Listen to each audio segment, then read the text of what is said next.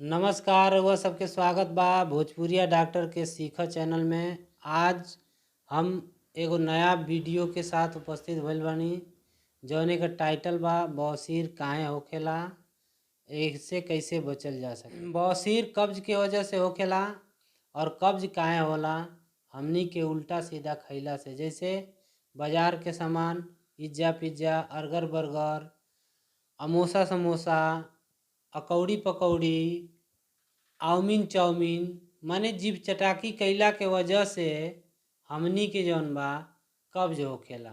जब कब्ज होखेला तो झाड़ा फिरे के समय हमनी के झाड़ा उतरेला नहीं, काहे कि कब्ज हो जाला।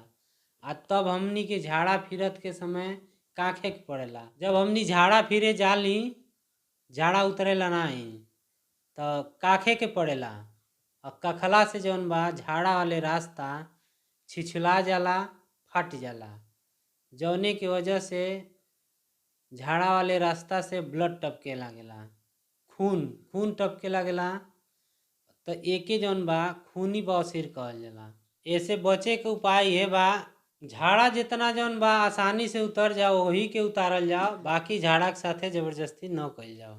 हमनी के झाड़ा करे के टाइम काखे के नहीं बा।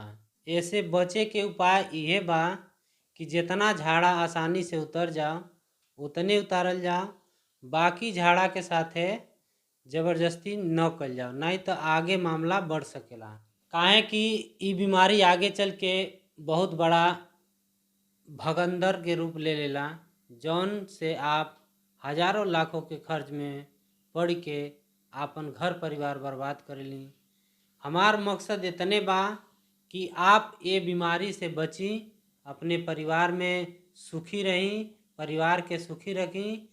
अब हम चलतनी अगले वीडियो में, फिर हम मिलतनी जौने में आपके बताए कि बीमारी के शुरू में आप कौन दवाई लेवें जौने से कि बीमारी भइले से बच सकेनी।